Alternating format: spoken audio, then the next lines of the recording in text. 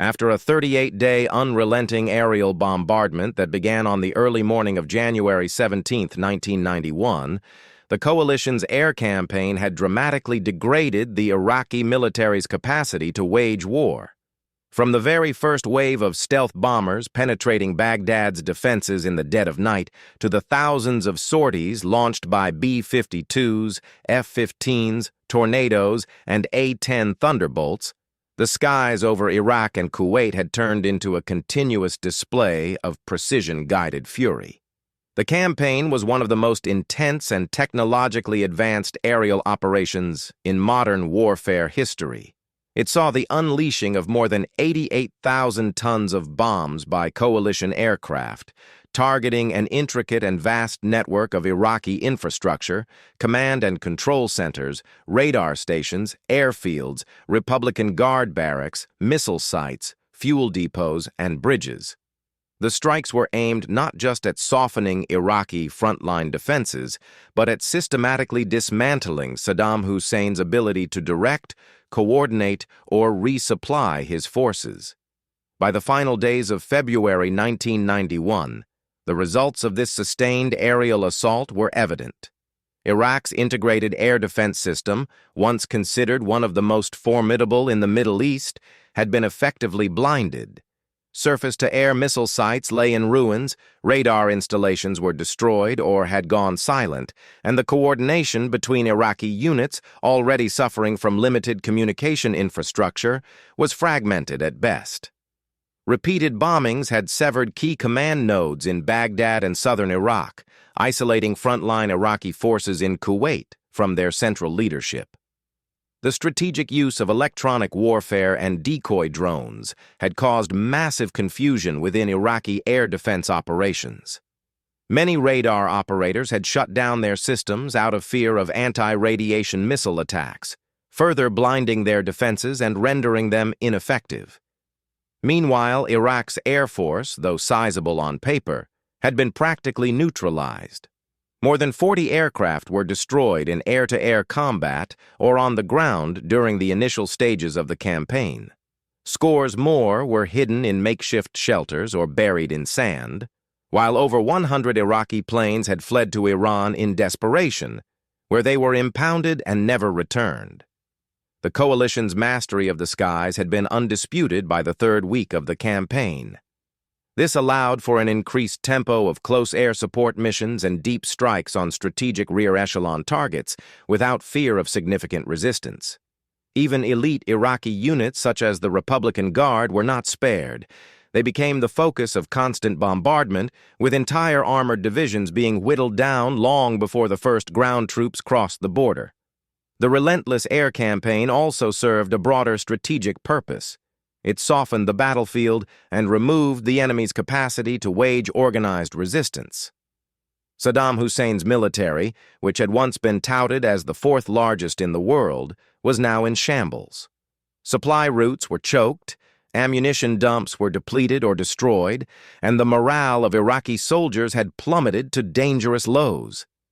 Eyewitness accounts from Iraqi prisoners and defectors described a nightmarish environment of relentless bombing, sleepless nights, and a growing sense of doom that pervaded the trenches.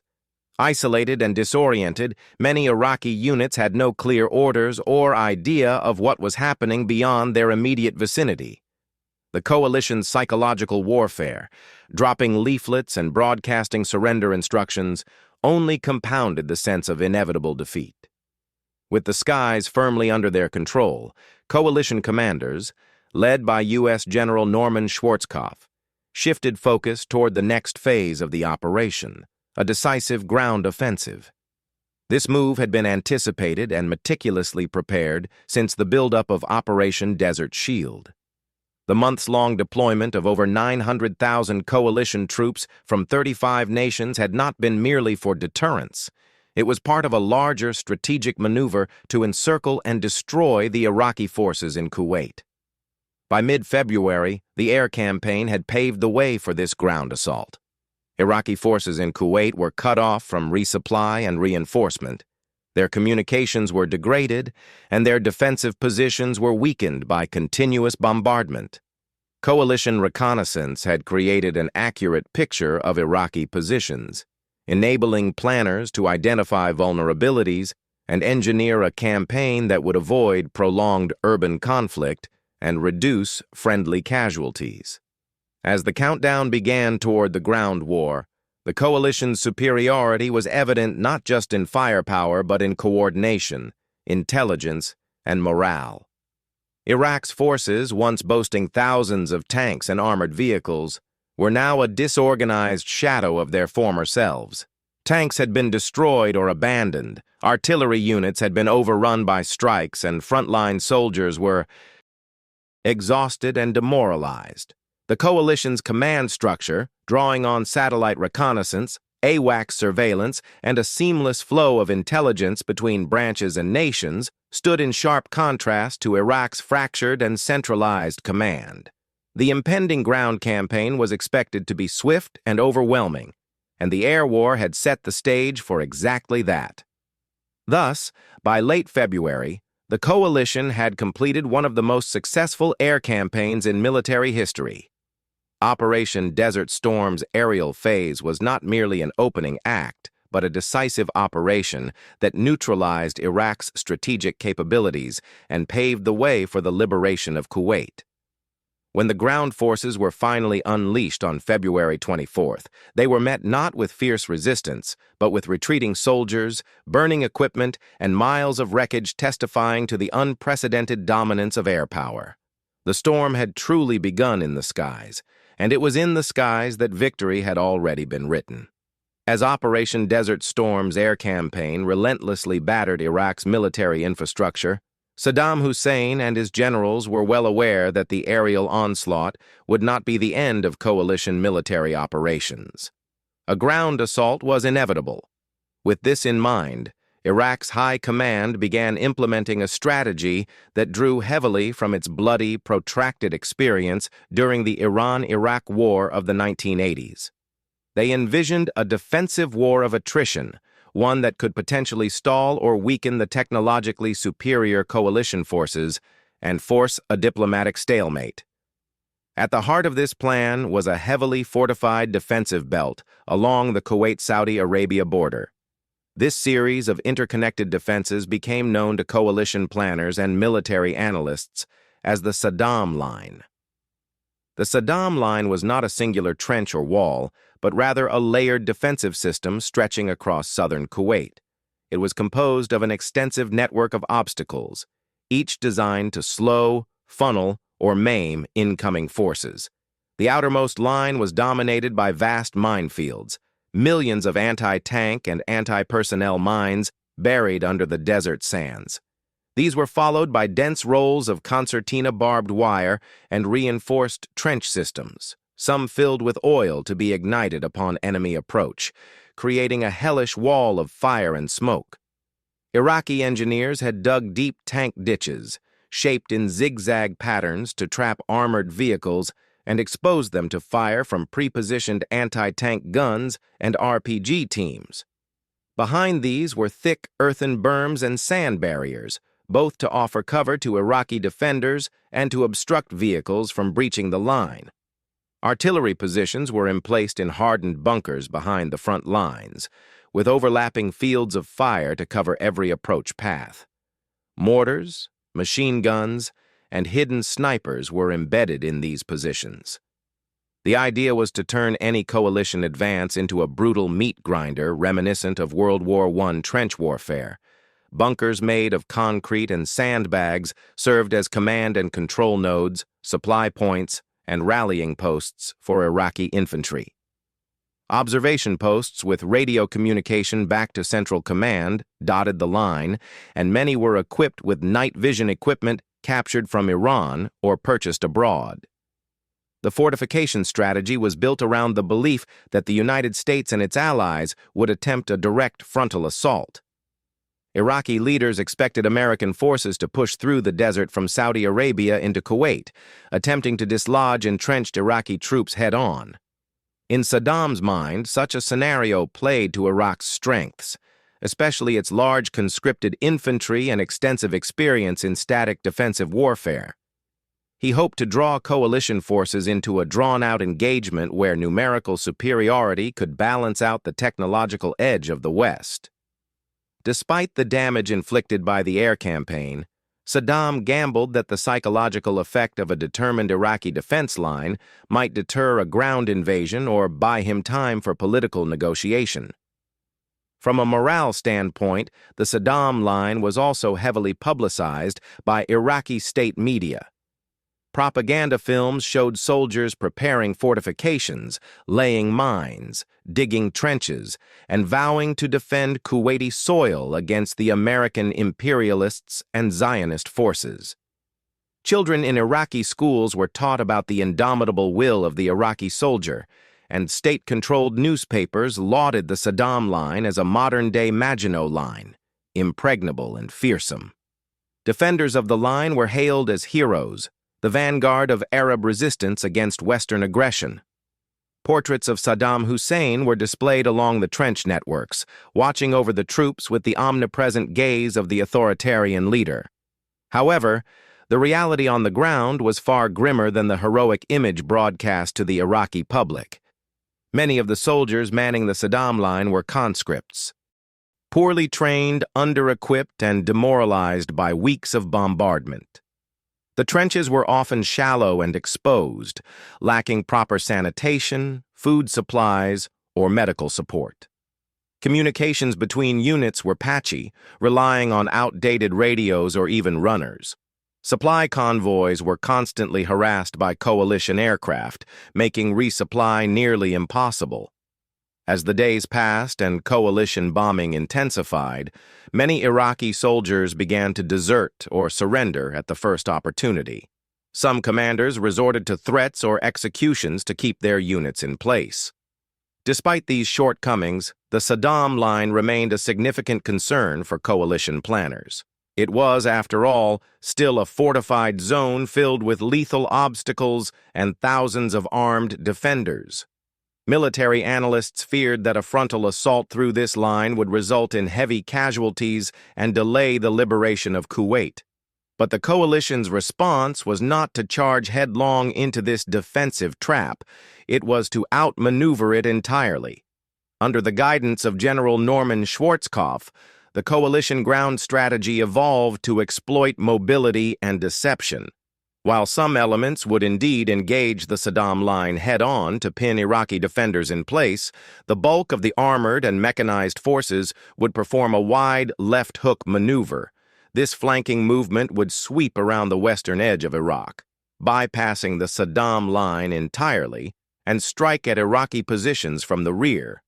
The goal was to surround, isolate, and crush the Iraqi army in Kuwait from all sides, avoiding the expected bloody confrontation with the defensive line's strongest points.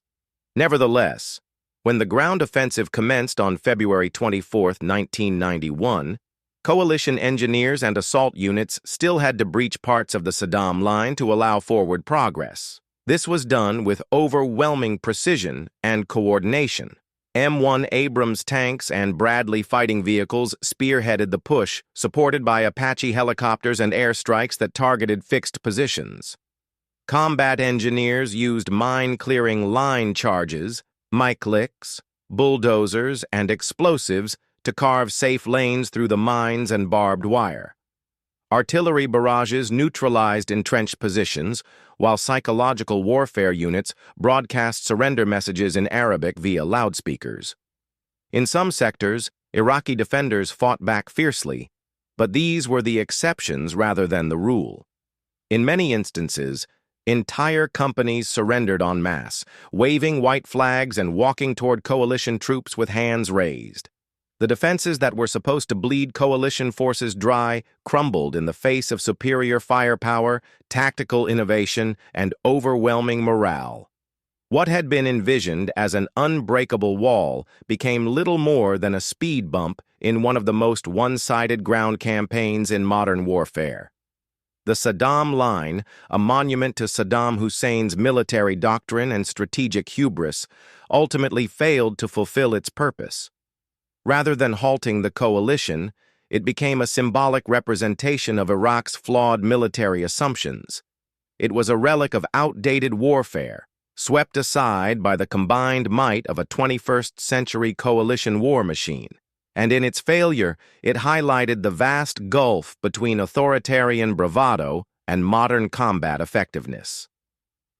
In the pre-dawn darkness of February 24, 1991, after weeks of relentless aerial bombardment and tactical airstrikes, the next and final phase of Operation Desert Storm began: the ground war. Months of planning, intelligence gathering, and deception had led to this moment. Coalition commanders, particularly General Norman Schwarzkopf, had meticulously prepared a strategy to maximize the element of surprise while minimizing coalition casualties.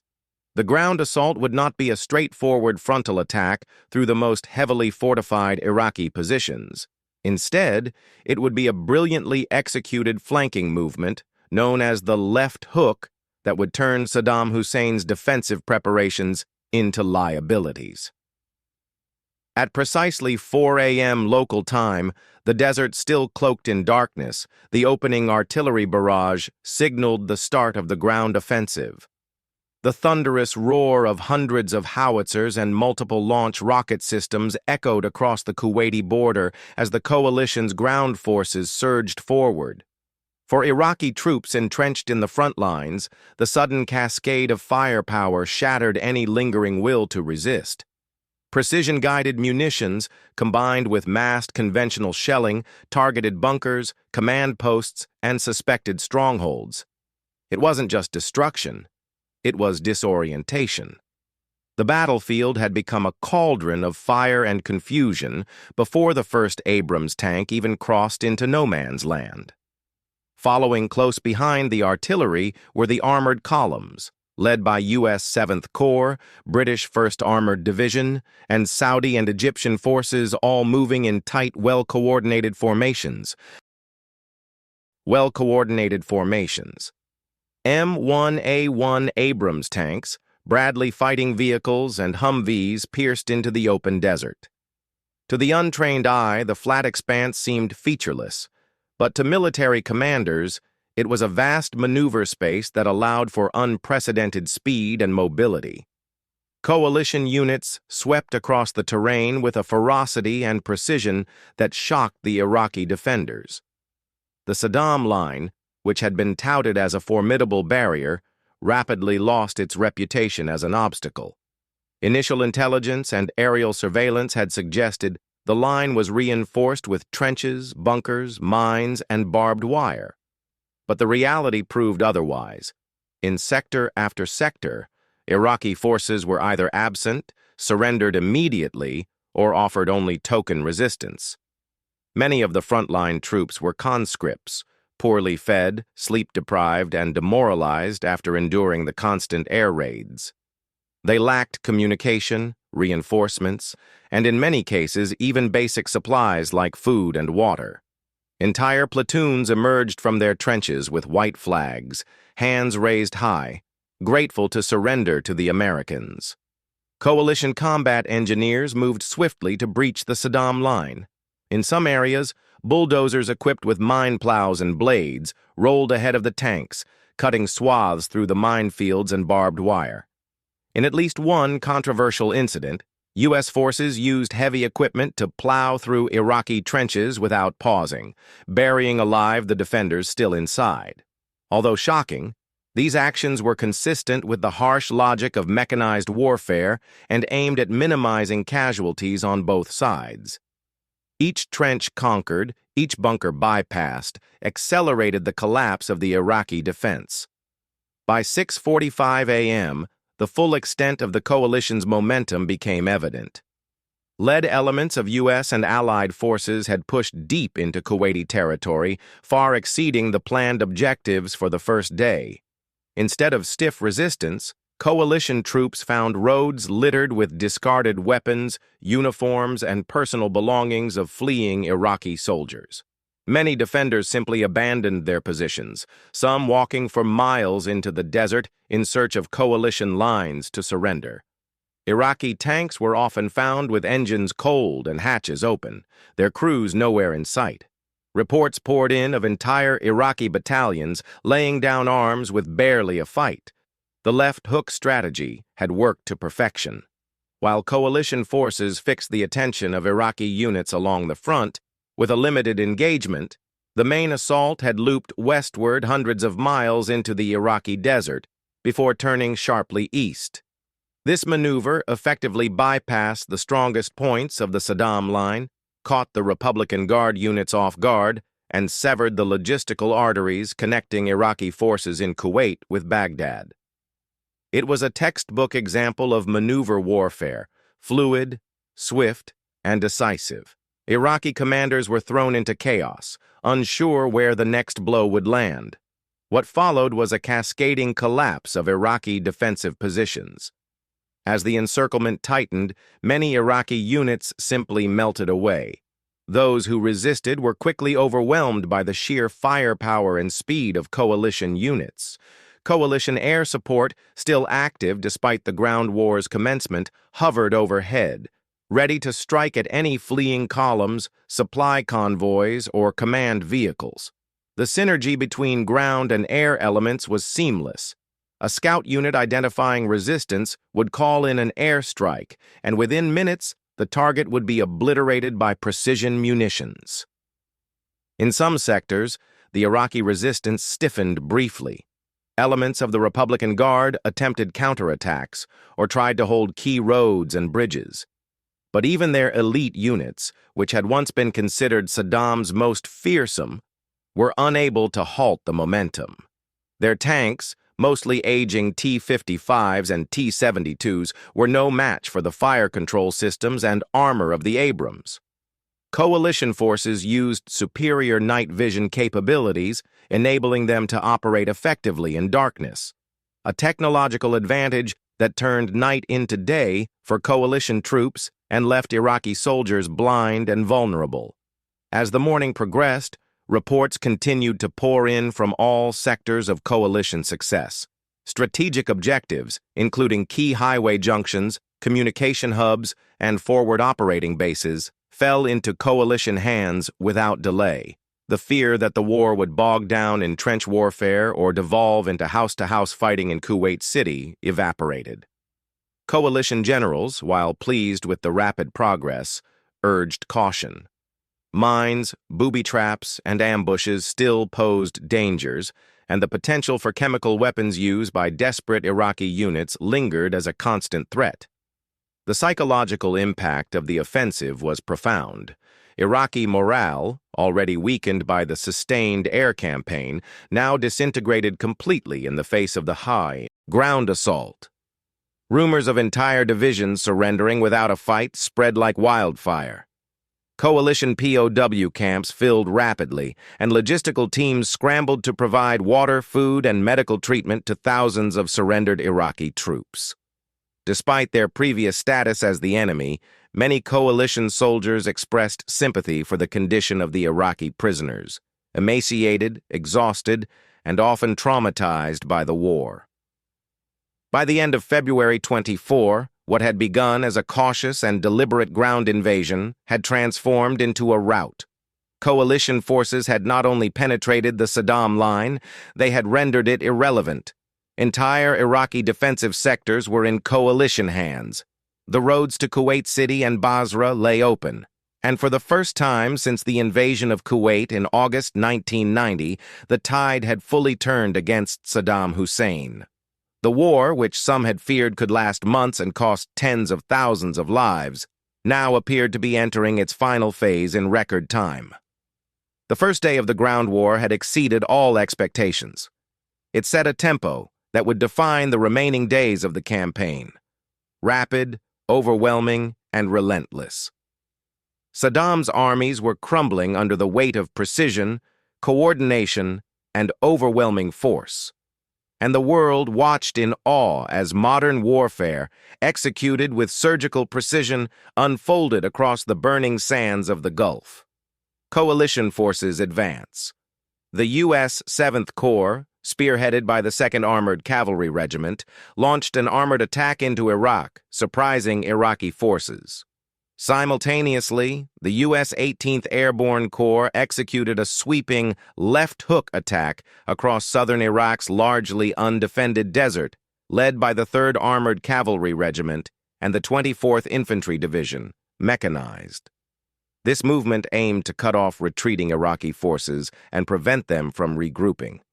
The 101st Airborne Division conducted a combat air assault into enemy territory, marking the deepest air assault operation in history. Approximately 400 helicopters transported 2,000 soldiers into Iraq, where they destroyed Iraqi columns trying to flee westward and prevented the escape of Iraqi forces. Iraqi forces' response. Iraqi forces, already weakened by the prolonged air campaign, were ill-prepared to counter the swift and coordinated ground assault. Many units lacked adequate supplies and morale, leading to mass surrenders. Some Iraqi units attempted to resist but were quickly overwhelmed by the superior firepower and tactics of coalition forces. Aftermath of Day 1. By the end of the first day, coalition forces had made significant inroads into Iraqi-held territory. Thousands of Iraqi soldiers had surrendered, and key defensive positions had been neutralized. The success of the initial ground offensive demonstrated the effectiveness of coalition planning and the vulnerability of Iraqi defenses.